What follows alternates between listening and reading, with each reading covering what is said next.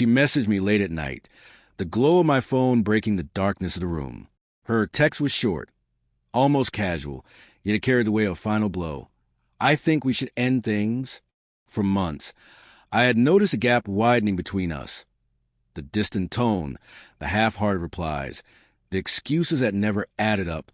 She seemed more alive on social media than in our conversations.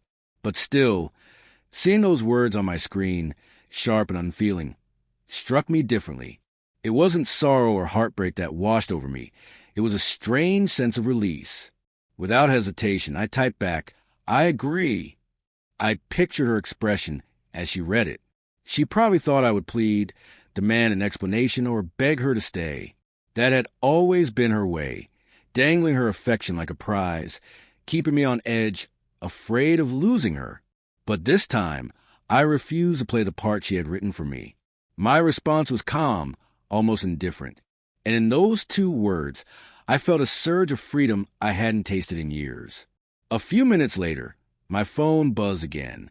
This time, her confidence seemed shaken. "Wait, that's it? You're just agreeing." I stared at the screen, a faint smile tugging at me. For months, she had grown cold, dismissive, and careless with me.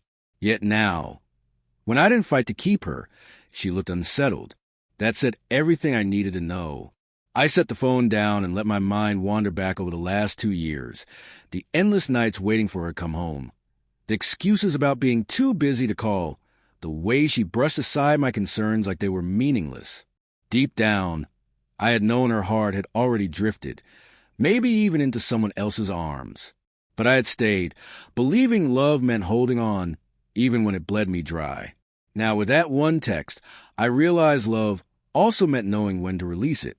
I had given her everything I could, and it was never enough, and that was okay. I deserved someone who saw my value, not someone who measured how much I could endure before I broke. Saying, "I agree" wasn't surrender. It was strength. Another message appeared. "I didn't mean it like that. I thought maybe you'd try to fix things." I almost laughed. For so long, every effort I made to fix us had been ignored. She'd roll her eyes at my worries, dismiss my questions, and treat my affection like it was disposable. And now, suddenly, she wanted me to fight, not because she cared, but because she craved the reassurance of being chased. I didn't reply. Instead, I let her words linger unanswered. I poured myself a drink, stepped onto the balcony, and breathed in the night air. For the first time in months, I felt light. No more waiting, no more begging, no more pretending that everything was fine. Eventually, I sent my final reply. "You wanted a breakup, and I agreed. Let's not drag this out." I pressed send and left my phone on the table. It buzzed again and again, but I didn't check. I already knew what those messages would hold. Regret, confusion, maybe even anger. But none of it mattered anymore. The truth was, she had abandoned me long before sending that text. Her heart had checked out months ago, and I had been clinging to the shadow of a relationship already gone. By agreeing, I was simply making official what had been real all along. When I finally looked at my phone, the last message read, "You really don't care, do you?" I smiled to myself. I did care, just not about her games anymore. I cared about my peace, my dignity, and my future. I cared enough about myself to walk away without begging for scraps of affection.